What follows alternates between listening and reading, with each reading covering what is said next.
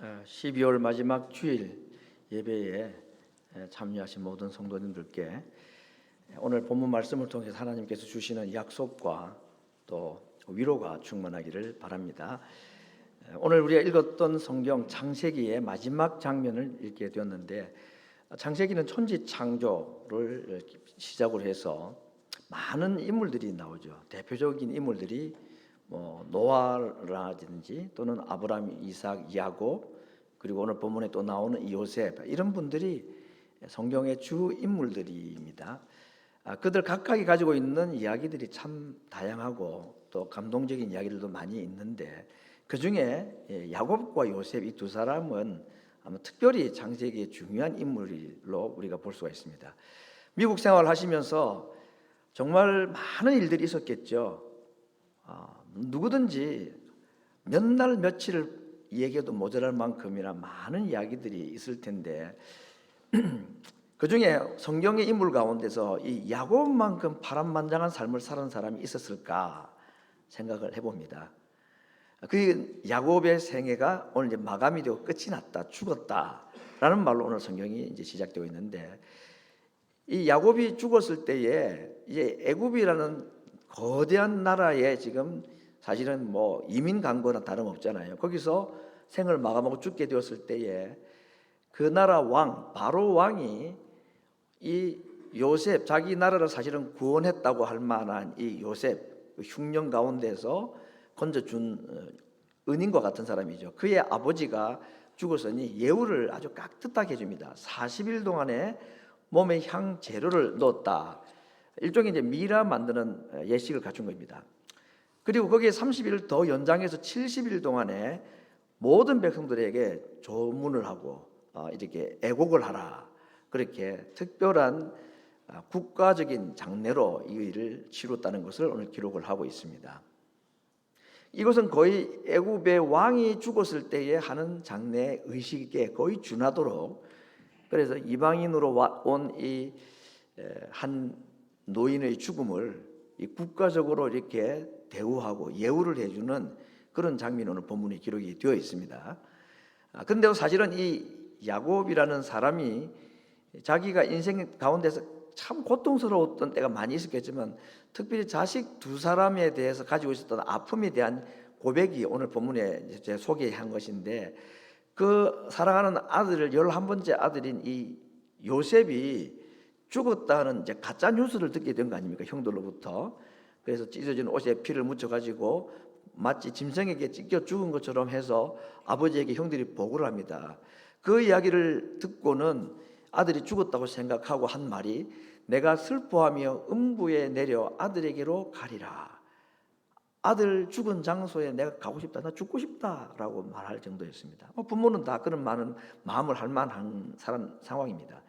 또 하나는 요셉이 이제 애굽에 가서 어떻게 우여곡절 때 총리가 되고 난 뒤에 야곱의 아들들이 곡식을 사러 애굽에 내려갔다가 이제 아직 동생이 총리인지 모르고 이런 주고받는 대화 가운데 가족 얘기를 하게 되고, 그래서 요셉이 형들에게 요구를 하는 게 있습니다. 정말 너희들이 말하는 말이 사실이 아니고 거짓말이 아니라면 증명해야 된다. 너희들이 말한 그 막내 아들을 데려와야 믿겠다. 그러지 않으면 너희들은 전부 내가 간첩으로 몰아가겠다. 그래서 그 막내 아들 베냐민을 데려오라는 명령을 하게 되죠. 그 이야기를 이제 형들이 와서 아버지에게 할 때 한 말입니다. 절대로 못 보낸다. 내 사랑하는 아들, 참 아들이 12인데 편파적으로 그렇게 했죠. 편애를 했는데 요셉도 잃어버렸고 이제 그의 동생이 이 베냐민마저 잃어버린다면 말입니다. 너희가 만일 가는 길에 재난이 그 아이의 몸에 베냐민에게 미쳐서 그 아이가 죽게 된다면 너희가 나의 흰 머리로 슬피 음부에 내려가게 함과 같이 될 것이다. 그래서 이 요셉도 마찬가지고 베냐민의 죽음이나 그 불안한 그 베냐민의 그 운명 이런 걸 볼 때에 음부라는 단어를 계속 사용했습니다. 지옥이라는 말이죠. 그래서 자기 인생을 그렇게 이 참 두 분의 큰 아들을 잃어버리거나 또 잃어버릴 만한 이럴 때에 자기는 제대로 장례식도 치르지 못하고 이렇게 불쌍하게 나는 죽게 될 것이다. 이런 얘기를 지금 이제 하게 된 것입니다. 그런데 여러분, 이제 과연 하나님께서는 이 야곱을 어떻게 대해 주셨느냐? 음부에 내려가는 장례식도 제대로 치르지 못하는 불쌍한 사람으로 취급하지 아니하고 바로와 같은 애굽의 왕에 준하는 예우를 지금 해주고 계신 것입니다. 그야말로 왕의 장례식으로 야곱을 지금 마지막 하나님께서 위로하시고 복을 주시는 장면으로 오늘 본문이 기록이 되어 있습니다.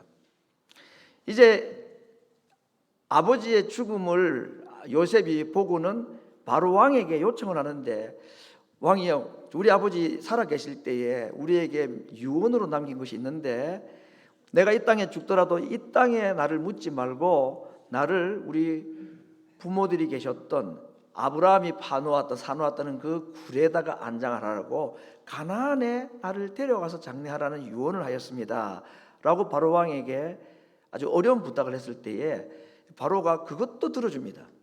그래서 왕궁에 있었던 많은 신하들, 그리고 아주 원로들, 거기에다가 마병과 기병, 군대까지 동원해 가지고 요셉의 아버지의 장례식을 아주 거창하게 성대하게 치루어주는 이야기가 나옵니다.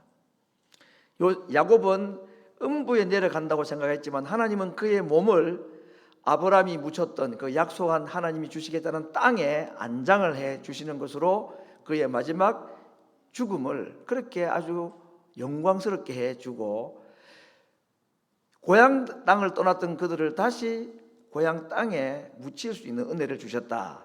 오늘 이것이 야곱 죽음에 대한 이야기입니다. 오늘은 그 아들 요셉 죽음을 더 주된 주제로 볼 것이기 때문에 야곱의 죽음에 대해서는 이 정도를 하고 이제 다음 주제로 넘어가고자 합니다.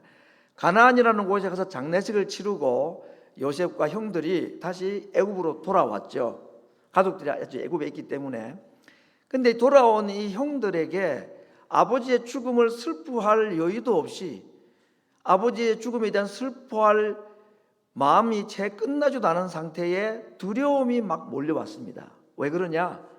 이제 아버지 돌아가셨으니 그동안 우리가 이 동생에게 잘못한 것에 대해서 이 요셉이 총리인데 혹시라도 보복하면 어떡하냐 하는 두려운 마음이 있었던 것입니다. 그래서 묻지도 않았는데 이 동생에게, 총리에게 형들이 돌아와서는 이런 얘기를 합니다. 오늘 그것이 16절 17절에 있는데 제가 읽어보겠습니다. 당신의 아버지가 돌아가시기 전에, 야곱을 그렇게 말합니다. 당신의 아버지가 돌아가시기 전에 명하여 이르기를 너희는 이같이 요셉에게 이르라. 내 형들이 내게 악을 행하였을지라도 이제 바라건대 그 허물과 죄를 용서하라 하셨나니.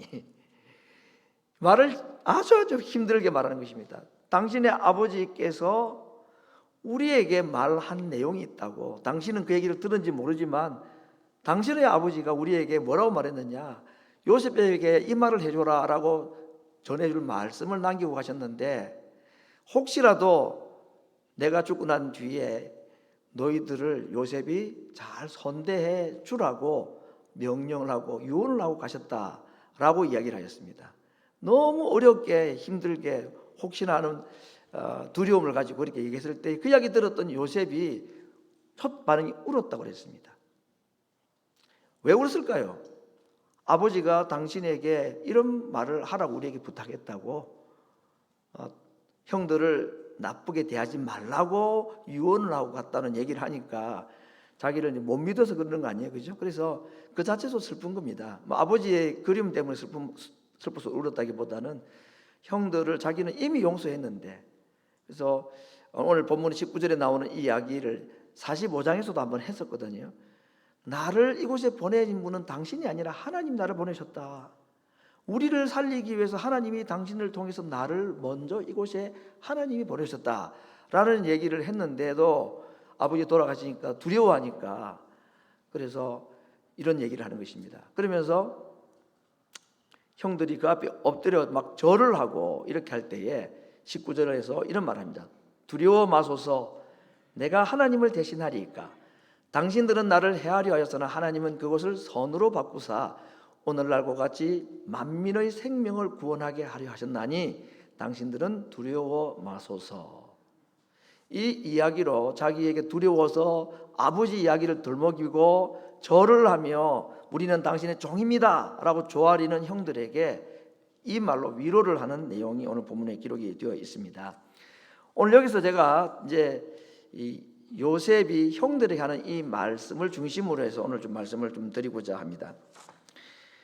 요셉이 이 말을 할 때에 나는 당신들을 이미 용서했고 나를 보내신 분이 하나님이도 이런 얘기를 할 때에 여러분 이 요셉 이야기를 여러분 읽었을 텐데 읽거나 들을 때에 이런 고민 혹시 안 해보셨습니까? 야, 이거 정말일까? 그냥 착한 사람인 것처럼 하는 말이지 어떻게 자기를 그렇게 억울하게 했던 형들인데 쉽게 이렇게 용서를 해줄 수 있었을까? 이런 생각하고 안 해보셨습니까? 저는 한번 좀 해봤습니다. 이게 본심이 뭘까? 정말 저 마음이 중심일까? 아니면 어차피 내가 착한 아이가 되기로 했으니 끝까지 내가 착한 아이가 돼야지 그렇게 했는가? 그런데 그의 한 마디를 보면 이것이 그의 중심이라는 것을 알 수 있는 한 문장이 나옵니다. 제가 노란 글씨로 이태리처로 했는데 내가 하나님을 대신하리이까 하는 이 표현입니다.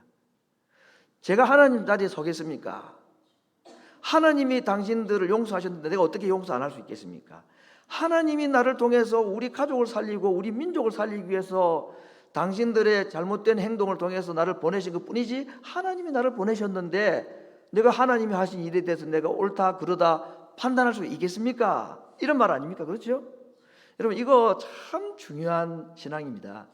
내게 일어나는 모든 일이 하나님께서 하신 일이라는 것, 그게 일이 잘 되고 총리가 되었을 뿐 아니라 그 일이 있기까지 억울하게 팔리고 억울하게 감옥에 들어가고 그 숱한 세월 젊은 세월을 다 감옥에서 보낸 그 일조차도 하나님이 내게 하신 일이라 하는 이 믿음이 얼마나 큰 믿음인지 모릅니다.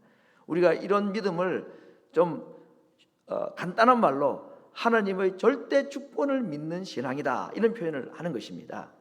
여러분 세상의 다른 어떤 것으로 해결되지 아니하는 고통, 고민, 도무지 이해되지 아니하는 일들이 우리들 가운데 많이 일어납니다. 그때마다 오늘 요셉이 한 이 고백이기도 하고 우리 주님이 하신 고백이기도 한 아버지의 뜻대로 되기를 원합니다는 이 모든 것이 아버지의 뜻입니다.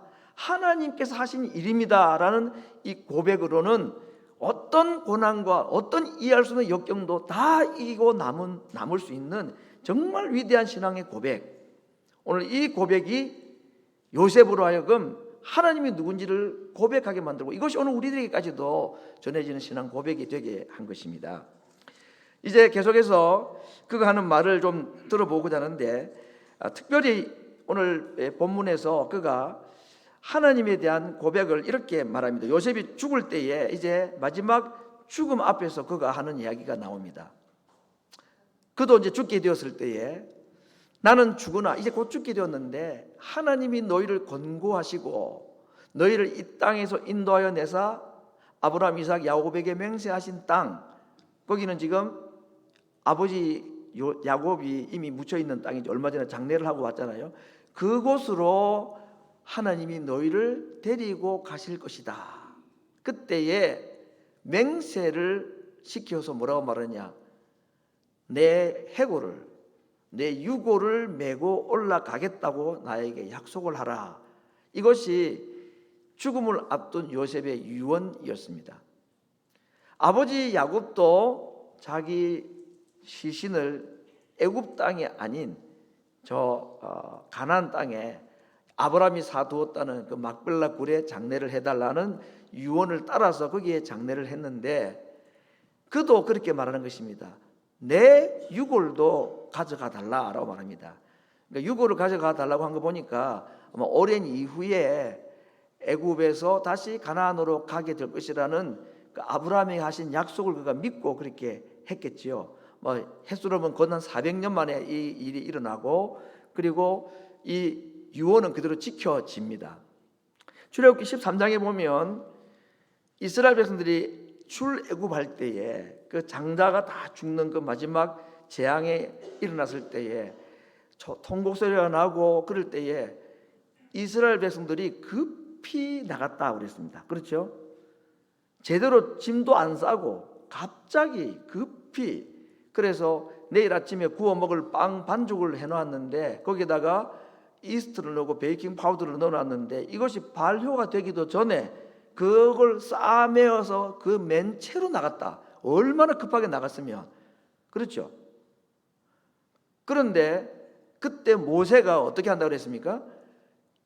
이 요셉의 유고를 가지고 갔다고 그랬습니다.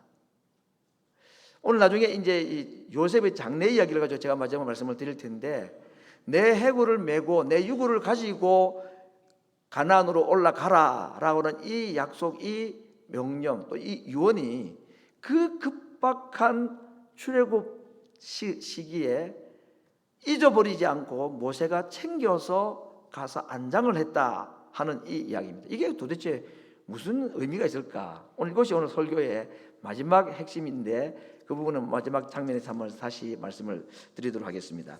오늘 여기서 24절에 보면요, 권고라는 단어가 나오죠. 제가 노란 글씨로 하이라이트를 했는데, 권고라는 말, 이 권고하다는 말이 어떤 뜻인가에 대해서 성경에서 여러 가지로 표현을 하고 있는데, 이 권고하다는 말을 영어 성경은 visit한다 그랬습니다. 우리 한글로 말하면 돌아본다 또는 방문한다. 우리 한국 교회가 가지고 있는 용어 하나 있습니다. 신방이라는 말이 있습니다. 찾아가는, 방을 찾아간다 그 말입니다. 사람이 사는 집으로 찾아간다 하는 말. 이게 바로 권고하다, 돌보다, 방문하다 하는 뜻을 가지고 있습니다. 성경에 하나님께서 자기 백성을 찾아가시고 방문하시고 신방하신 예들이 많이 있었습니다. 요셉이 죽음을 앞두고 그가 말하기를 하나님이 다시 자기 백성들을 찾아오시고 방문하시고 신방하실 것이다 하는 믿음을 가지고 있습니다. 그래서 그들을 다시 고향 땅 가나안으로 데려가실 것이라는 그 약속을 이 요셉이 기억하고 있는 것입니다. 지금 자기가 자기 유고를, 해고를 가나안으로 데려가라 하는 이 말은 내 죽으면 내 고향 땅에 묻히게 해달라는 그런 고향을 그리워하는 얘기가 아니고, 하나님의 방문하심과 하나님이 자기 백성들을 약속하신 대로 반드시 다시 가나안으로 데려가실 것이라는 하나님의 약속에 대한 믿음의 고백을, 자기의 유고를 가지고 지금 말하고 있는 것입니다. 미국 땅에서 이민자로 살다가 세상 떠나면 주로 미국 땅에 거의 묻히는 편이죠. 근데 어떤 경우는 특별한 이유 때문에 유고 일부를 또 한국에 또 안장을 하는 분들도 있기도 합니다. 복잡하고 비용이 많이 드니까 그렇지만 사실은 몸은 미국 땅에 묻지만 가족들이나 돌아가시는 분들은 사실 한국 땅에 묻히는 마음으로 다 가겠죠. 오늘 요셉이 자기 뼈를 가나안에 묻어달라 하는 이야기는 그런 고향을 그리워하는 마음 이상의 의미가 있다는 겁니다. 하나님께서 자기 백성들을 반드시 애굽에서 나가게 하실 것이라는 그 믿음, 자기 백성을 권고하시고 돌아보시고 방문하셔서 가까운 미래는 출애굽이라는 사건을 통해서 연대로 말하면 약 400년 뒤에 이 출애굽이라는 것이 일어날 것이라는 것을 그가 믿음으로 고백하는 것이고, 더 먼 미래를 생각한다면 우리들이 애굽이라는 이 죄의 땅에서 사탄의 손아귀에서 우리가 건짐을 받아서 영원한 하나님 나라 저 가나안으로 들어가는 그 일을 하시기 위해서 하나님이 직접 자기 백성들을 방문하러 육체를 입고 오실 성육신 사건을 동시에 염두에 둔 표현. 물론 요셉이 예수님이 육체를 입고 오신다는 것을 알았겠습니까마는 몰랐다고 말을 하기도 그렇지만 우리가 생각하는 만큼 그렇게 알았을 가능성은 거의 없죠.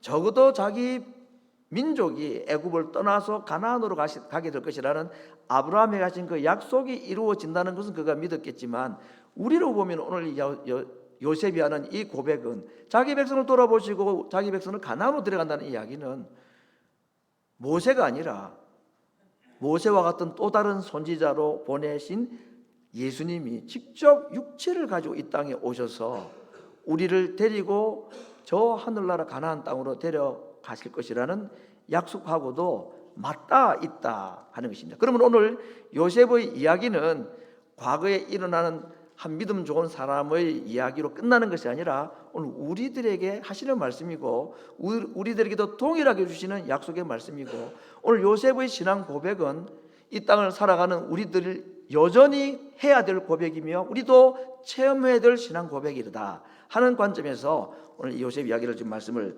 드립니다. 오늘 제가 이 요셉과 예수님의 관계를 한번 정리를 했는데 몇 가지 공통점을 한번 소개하고자 합니다. 첫 번째, 이 요셉과 예수님은 아버지의 사랑을 받았다는 점에서 같은 공통점이 있습니다. 야곱의 특별한 사랑을 받았던 요셉이었고, 하나님도 아들 예수님을 향해서 이는 나의 사랑하는 아들이요 내가 기뻐하는 자다라고 이야기하였습니다. 두 번째는 은 20과 또는 은 30에 각각 억울하게 팔린 것이 공통점이 있습니다. 형들에게 또는 제자에게. 세 번째, 억울한 재판으로 말미암아 누명을 쓰고 감옥에 들어가고 누명을 쓰고 십자가에 돌아가시는 것도 요셉과 예수님의 일면 통하는 공통적인 특징이라고 볼 수가 있겠습니다. 또 하나는 요셉이 형들을 용서를 했는데 예수님도 누군가를 용서를 하였습니다. 자기를 못 박는 자도 용서를 하기를 원하셨고, 그러나 더 넓게 보면 모든 인류를 예수님이 용서하기를 원하셨습니다. 용서에 대해서는 이 야곱 이야기, 요셉 이야기가 굉장히 큰 이야기인데, 요셉의 용서보다도 예수님의 용서가 훨씬 더 강력하고 범위도 넓고 그 혜택도 크다는 것도 우리가 이해할 수가 있습니다. 아마 여러분 오늘 주보 안에 있는 문답지, 설교 문답지 안에 이 질문이 나오기 때문에 누군가가 질문을 해서 제가 여기 나와 있지 않냐는 또 다섯 번째 차이점인데, 공통점 하나들을 말씀드리면은 요셉도 예수님도 동일한 똑같은 단어로 말씀을 한 적이 있습니다. 무서워 말라, 두려워 말라 하는 말을 요셉도 하였습니다. 누구들에게 했냐면 형들에게. 자기를 이제 보복을 할까 두려워하는 그 형들, 엎드려서 자기가 종이라고 말하는 그들에게 두려워 말라, 두 번이나 말해요. 두려워 말라. 내가 하나님을 대신하겠습니까? 하나님이 나를 보내셨는데 내가 당신들의 자녀들도 제가 다 양육하고 다 돌보겠습니다. 두려워하지 말라는 얘기를 요셉이 하였습니다. 그 말을 들었을 때 형들이나 그 형들의 가족들이 안심이 좀 됐겠죠. 그러나 예수님께서 하신 이 두려워하지 말라 하는 이 말씀은 요셉보다 더 강력합니다. 예수님께서 어떻게 두려워하지 말라를 말씀을 하셨는지 제가 세 곳을 소개를 하고자 합니다. 물 위를 걸어오셨을 때에 제자들이 유령이라 두려워할 때에 예수님께서 내니 두려워 말라라고 말씀하셨습니다. 그리고 예수님을 따르는 자들에게 가난이라는 것이 있고 핍박이라는 것이 있고 그런 말씀을 쭉 하시면서 자기를 따르는 제자들이 또는 무리들이 두려워하고 있을 때에 하신 말씀입니다. 적은 무리여 두려워 말라.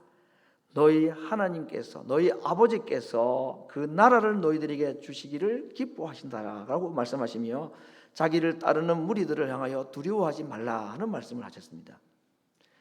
세 번째는 예수님의 빈 무덤 앞에서 예수님의 시신이라도 찾고 싶어서 울고 있는 마리아 그의 동료 여인들에게도 똑같은 말씀하셨습니다. 두려워하지 말아라. 성도 여러분, 요셉의 이야기가 오늘 우리에게 주는 중요한 교훈 하나를 우리는 이 장래 이야기의 마지막 장면을 통해서 볼 수가 있는데, 창세기 50장 마지막 절은 어떻게 끝이 나느냐 하면 요셉의 시신이 관 안에 뉘었다. 요셉이 죽고 그의 시신이 관에 뉘었다. 우리 한글 성경에는 입관하였다 하는 말로 끝납니다. 야곱의 죽음 이야기는 장례 이야기가 나오고 무덤 이야기가 나오는데 요셉의 죽음과 관련해서는 무덤 얘기가 나오질 않습니다. 장례 이야기가 나오지 않습니다. 입관 이야기로 끝났다는 얘기입니다. 장례는 입관으로 끝나지가 않죠. 입관을 하면 반드시 굴이든지 무덤이든지 땅속이든지 장례를 치러야 되는데, 창세기가 끝나는 이 성경에 요셉의 죽음 이야기로 끝을 내면서 이 성경을 기록한 모세로 하여금 이 성경을 기록하게 하신 하나님께서 의도적으로 생략한 장례 예식 하나 절차가 입관만 있지 하관이 없는, 땅속에 묻히는 이 장례 의식이 없는, 다시 말하면 무덤 얘기가 없다 하는 것입니다. 야곱의 이야기도 무덤 이야기가 있는데 요셉에게는 무덤 이야기가 없더라는 것입니다. 이것이 어쩌면 예수님과도 공통점입니다. 예수님은 무덤 속에 들어갔다고 그랬죠. 무덤 속에 장례되었습니다. 그러나 그 무덤은 결국은 없는 거나 다름없는 빈 무덤이 되고 말았습니다. 그래서 요셉의 무덤과 예수님의 무덤은 공통점도 되기도 하고 차이점도 되는 것입니다. 왜? 어떤 부분이 공통점입니까? 요셉은 무덤 얘기가 없고 예수님도 무덤은 있지만 무덤에 결국은 나오셨기 때문에 없는 무덤이라 다름없다는 것입니다. 여러분, 오늘 제가 왜 이 무덤 얘기를 요셉 장례 이야기에 성경이 생략하고 있는가 하는 것을 유독 좀 강조를 하는 이유가 있습니다. 창세기라는 성경이 끝이 나면서 하나님께서는 모세를 통해 이 성경을 기록할 때에 그 요셉의 죽음에 무덤이 없는, 장례가 없는, 하관이 없는 죽음으로 끝을 맺은 이유가 무엇일까? 성도들이 이 땅을 살아가는 우리들이 오늘 이 하나님께서 요셉의 무덤을 말씀하지 아니하는 것이 우리에게는 어떤 의미가 있을까? 왜 무덤을 얘기를 안 할까? 장례를 좀 끝까지 잘 하지 왜 이랬을까? 이것은 성도들에게 궁극적으로는 죽음이 없다 하는 것을 말씀하기 위함입니다. 우리는 죽죠. 입관도 합니다. 실제로 육체적으로 하관도 하고 무덤 속에 들어가기도 합니다. 그러나 예수님의 무덤이 더 이상 예수님을 가두어둘 수 없었듯이 이 땅에 하나님을 믿고 살아가는 성도들의 육신도 무덤이 궁극적으로는 가두어두지를 못합니다. 예수님께서 자기 백성들을 권고하시고 돌아보시기 위하여 또 한 번 더 방문하시고 신방하실 때가 있을 텐데, 그때 육체를 가지고 이 땅에 예수님이 다시 우리를 찾아오실 때에 우리에게는 무덤이 없는 시기가 오고 그때가 올 것이라는 약속을 지금 하고 있는 것입니다. 이것이 이 땅을 살아가는, 나그네처럼 살아가는, 애굽 땅에 살아가는, 가나안 땅을 다녀왔지만 요셉의 가족들은 다 지금 애굽 땅에 와서 살아가고 있고 거기서 죽어가고 있는 중입니다. 모든 가족들이 애굽에서 다 죽었습니다. 그러나 하나님께서는 요셉의 몸을 마치 무덤에 장례되지 아니한 것과 같은 느낌으로 성경을 기록을 함으로써 오늘 죽음과 무덤 앞에 두려워하는 우리들에게 열린 무덤으로 예수님이 나오신 무덤을 보여주시고, 요셉의 몸을 가두두지 못한 이 무덤의 이야기를 통해서 하나님께서 자기 백성들을 궁극적으로는 무덤이 아닌 새로운 하나님의 나라에 들어가게 할 자들이라는 것을 오늘 이 마지막 장면을 통해서 우리에게 약속하고 계신 것입니다. 예수님께서 이 땅에 오셔서 자기 백성들을 방문을 많이 하셨습니다.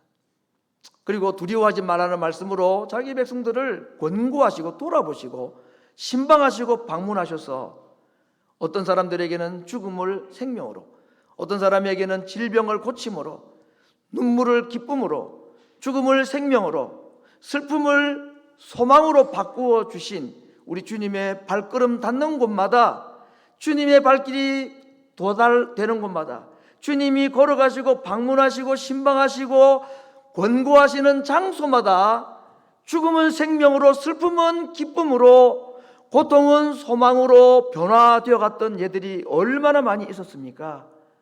성도 여러분, 지난 1년, 아니 좀 더 길게 미국 이민 생활, 그 이전에 한국에서 우리의 모든 삶을 다 돌아볼 때에 내가 느끼지 못하고 보지 못하고 듣지 못했을 뿐이지 오늘 내가 이 자리에 앉기까지 나를 쉬지 아니하고 방문하셨던 주님, 때를 따라서 나를 방문하시고 돌아보시고 나에게 찾아오셨던 그 주님의 발걸음이 오늘 우리로 하여금 이 자리에 있게 하고 올 한 해도 그 주님의 방문하심, 주님의 권고하심, 그 주님의 신방하심이 우리로 하여금 죽음을 생명으로, 슬픔을 소망으로 바꿀 수 있게 해주지 않으셨습니까?